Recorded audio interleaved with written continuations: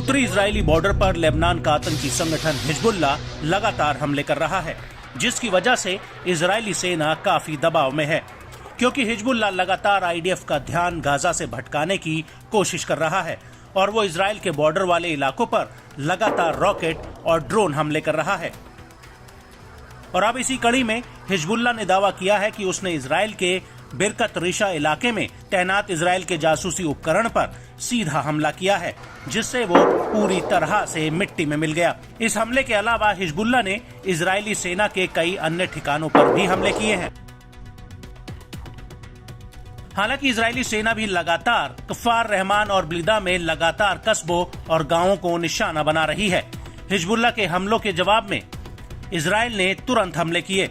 Israel ने किरियत शमोना और Yuval इलाके में लेबनान की तरफ से हो रहे हमलों वाली जगहों की पहचान की और फिर उन पर जवाबी हमला किया। इसके अलावा आईडीएफ के एक लड़ाकू जेट ने मारून अल रास, कफ्रकेला और खियम में हिजबुल्लाह के सैन्य ठिकानों पर एयर स्ट्राइक की है। वहीं दूसरी तरफ आईडीएफ के टैंकों ने भी दक्षिणी लेबनान के ज़ेब्बैन इलाके में गोलीबारी की है।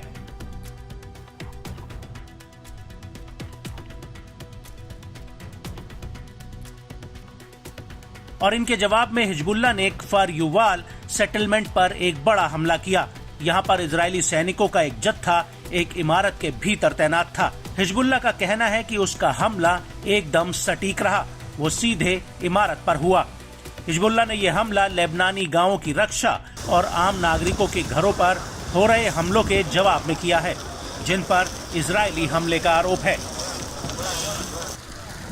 इसके अलावा हिजबुल्लाह ने इजरायल के रोशत अल आलम और सुमक्का सैन्य अड्डों पर हमला किया है।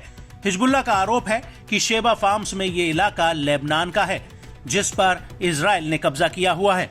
इसके अलावा हिजबुल्लाह ने इसी इलाके के किरियत शमोना में इजरायल की 769वीं ईस्टर्न ब्रिगेड के हेडक्वार्टर पर भी अटैक किया है। हिजबुल्लाह का कहना है कि उसके ये दोनों हमले एकदम सटीक टारगेट पर जाकर लगे हैं।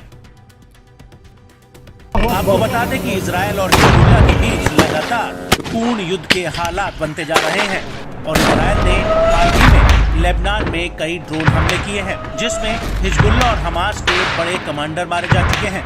यहाँ तक कि हिजबुल्लाह के महासचिव सैयद हसन नसरल्लाह ने अपने हालिया भाषण में कहा था कि आम नागरिकों की मौत की कीमत इजरायल को अपने खून से चुकानी होगी।